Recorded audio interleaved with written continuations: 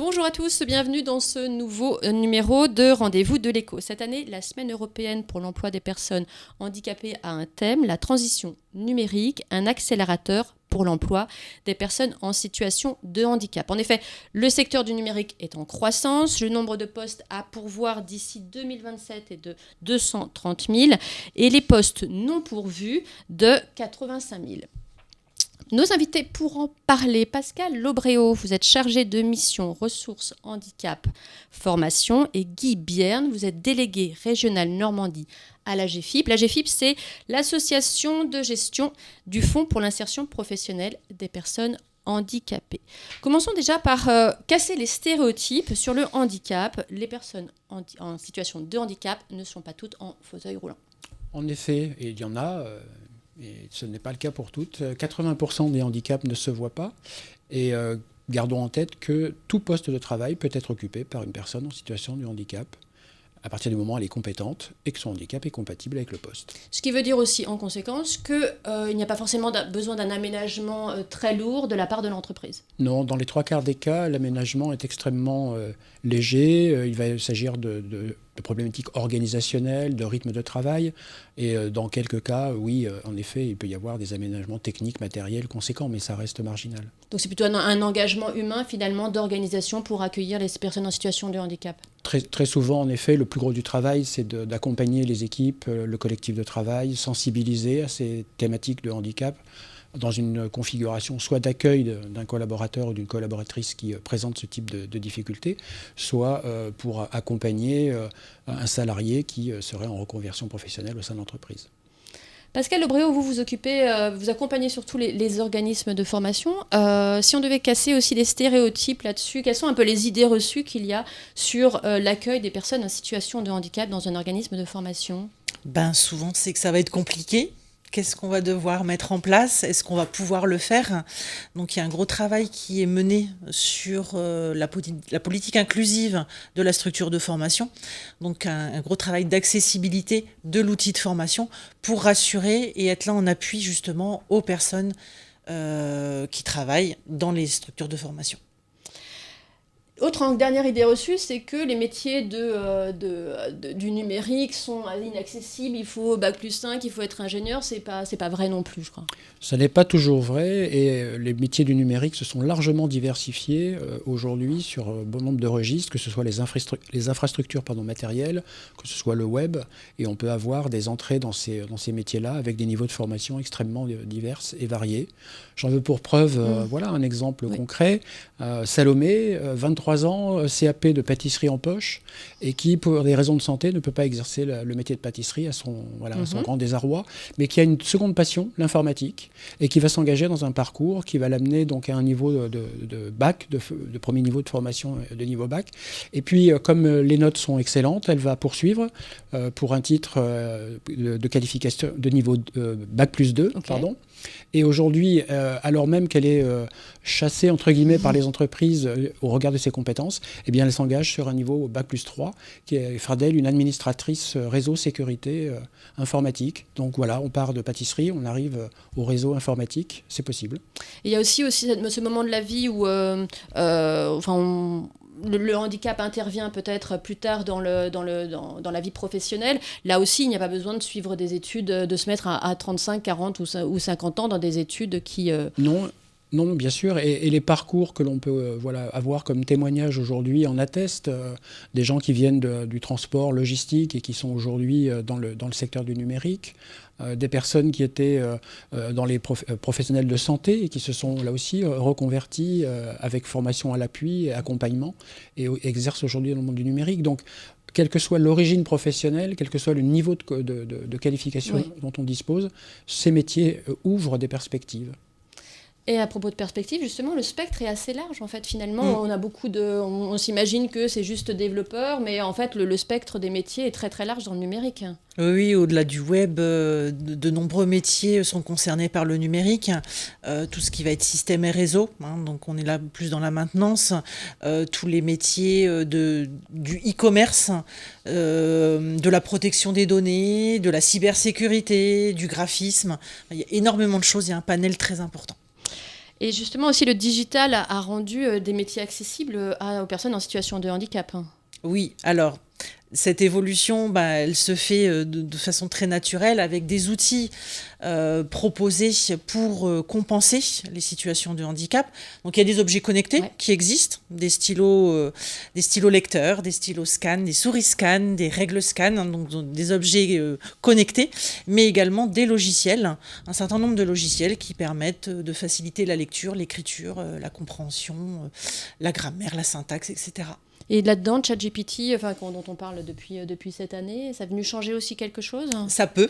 Ouais. Ça fait évoluer aussi les choses. C'est un outil qu'on peut utiliser pour justement travailler sur l'écrit pour des personnes qui ont des troubles cognitifs, des troubles des apprentissages. Donc ça permet de corriger la syntaxe, de corriger le vocabulaire, de corriger les tournures de phrases, de corriger les fautes, tout simplement, et d'expliquer également. Alors donc du coup, il faut se former au métier du numérique. Il existe une école, l'école 42, qui a une antenne au Havre. Nous sommes allés voir au Havre 2 jeunes étudiants diagnostiqués Asperger et leur formateur vidéo. Très rapidement, dès le démarrage du cursus, nous avons été confrontés à des étudiants avec des difficultés, des particularités.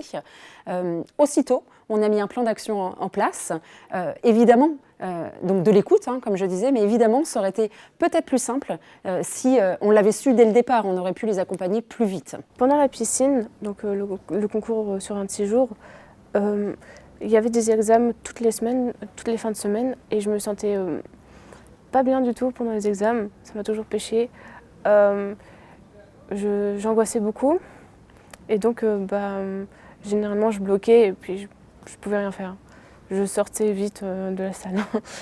Et à la fin du mois, donc, je suis allée voir le staff et je leur ai dit simplement. Je leur ai dit que j'y arrivais plus et que je voulais rendre mon badge.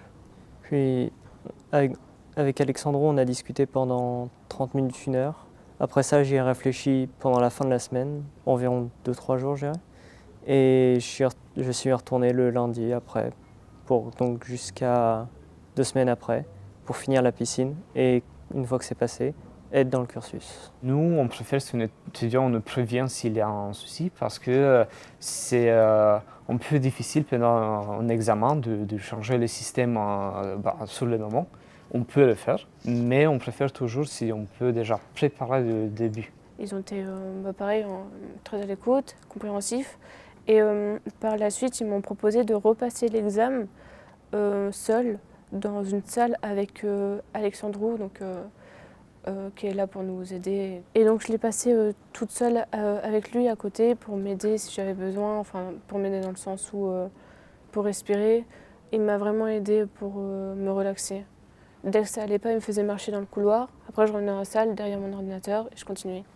Et donc là, ça allait beaucoup mieux. J'utilise mes écouteurs. J'active le mode qui permet de quasiment supprimer tous les sons extérieurs.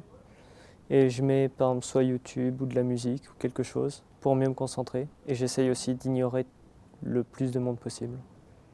Et ça m'aide à mieux travailler. Si j'avais un message à faire passer aux employeurs, à leurs futurs employeurs, c'est de leur donner une chance. Ce sont de véritables pépites.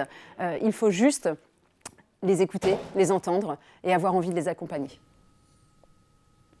Bien, on le voit, ces 2 jeunes gens ont été formés dans des bonnes conditions. Imaginons que je suis un organisme de formation pour que ça se passe aussi bien. Vers qui je me tourne et quel accompagnement vous proposez ? Alors, vous pouvez interpeller la ressource handicap formation, qui est un service de l'AGFIP et qui propose d'accompagner, d'être là en appui à la structure de formation pour favoriser et sécuriser le parcours de la personne. Donc, il y a un diagnostic qui est fait, des préconisations d'aménagement et de compensation. Donc vous accompagnez dans la réflexion, l'aménagement de tout. Les organismes de formation sont suivis, en fait. Oui. Et du côté des entreprises, justement, il y a aussi souvent une inquiétude de leur part quand elles engageaient une personne en situation de handicap avec ce souci peut-être d'une baisse de performance. Qu'est-ce que vous avez envie de leur dire ? Qu'est-ce que vous leur répondez ? Ce qu'on peut leur dire, c'est qu'aujourd'hui, beaucoup d'entre elles sont en difficulté sur des questions de recrutement. Donc, oser s'ouvrir au recrutement inclusif, c'est devenu aujourd'hui une nécessité pour beaucoup d'entre elles. En l'occurrence, sur le champ des personnes en situation de handicap, leur proposer un accompagnement, c'est ce que fait la GFIP, qui va les conseiller, les accompagner dans la durée, construire avec elles les plans d'action qui peuvent permettre de répondre à cet objectif, et puis appuyer, soutenir financièrement, au cas par cas, les besoins de compensation qui pourraient exister. Aujourd'hui, ce qu'on constate, c'est que le fait de recruter une personne en situation de handicap, accompagnée par la GFIP, n'a pas d'incidence en termes de productivité comparé à une personne qui ne présenterait pas ce type de troubles ou de difficultés de santé, notamment parce que la compensation est là pour aider l'entreprise à favoriser, faciliter cette intégration. Et puis le fait de recruter une personne en situation de handicap, c'est aussi un énorme impact sur le climat social, sur les relations entre les personnes dans un collectif de travail. On voit que les gens progressent aussi sur ce type de sujet. Est-ce que vous avez une belle histoire à nous raconter, une belle histoire de réussite ? Alors effectivement, il y a le cas d'un monsieur, qui est malentendant, qui est appareillé, qui s'aide beaucoup de la lecture labiale, qui a intégré une formation de web designer. Et malheureusement, sa formation est arrivée pendant la période du confinement. Donc, il s'est retrouvé avec énormément de visio, de distanciel. Donc, ça a été très compliqué à gérer pour lui. Et puis, à son retour donc, au centre de formation, il y a eu les masques. Qui n'ont pas facilité la communication pour lui. Donc, il y avait un risque de rupture. Donc, il y a vraiment une réflexion sur la mise en place de choses pour lui faciliter justement ses apprentissages. Donc, il y a eu tout un travail de fait par un expert également des troubles auditifs sur une sensibilisation du collectif de travail. L'équipement de masques inclusifs, donc les masques transparents, pour qu'ils puissent mieux communiquer, du matériel ergonomique, donc un micro déporté, pour lui permettre justement d'être plus confortable dans ses échanges, dans ses apprentissages, pour aller au bout de sa formation. Et il est allé au bout de sa formation. Oui. Guy, vous avez une belle histoire à nous raconter ? Oui, et on en aurait sans doute quelques dizaines, quelques Bien centaines sûr. comme cela. Un monsieur qui, jusqu'à 35 ans, avait fait réaliser son rêve, chauffeur poids lourd, mais qui, à 35 ans, grave accident, ne pouvait plus tenir le volant. Et donc, forcément, se pose la question de la reconversion professionnelle. Là encore, les métiers du numérique offraient de potentielles opportunités pour lui. Il est aujourd'hui responsable informatique, administrateur sécurité, au sein même du centre de formation qu'il avait accueilli et qui avait été accompagné pour pouvoir lui permettre que cette formation se passe dans les meilleures conditions. Donc, encore une fois, des réussites comme celle-là, heureusement, nous en rencontrons collectivement plusieurs chaque année, et ça donne à voir sur ce qui est possible d'envisager pour les personnes qui s'interrogent sur leur devenir après des soucis de santé. Et justement, un mot pour... qu'est-ce qu'on peut dire à une personne qui se fait de soucis et qui est personne en situation de handicap ? Qu'est-ce qu'on a envie de leur dire en un mot ? Ne pas s'interdire, d'aller de l'avant. Il y a des choses qui existent. Voilà, il y a des dispositifs, des experts, des professionnels qui sont là pour accompagner les parcours. Et aux entreprises, un mot ? Un mot, pour en savoir plus, aller sur le portail Activateur de Progrès. Ça peut déjà donner en retour d'expérience ce qui se passe pour des entreprises similaires, comparables. Et puis contacter les services, comme le disait Pascal à l'instant, les services de la ressource handicap formation, les services de la GFIP, pour pouvoir accompagner ces projets qui sont toujours de belles réussites. Merci bien, merci à vous deux de nous avoir Merci. accordé du temps. Merci à tous d'avoir suivi cette émission. Vous pouvez la retrouver sur le site internet de Paris Normandie, sur la chaîne YouTube de la GFIP, sur les réseaux sociaux. Bonne journée.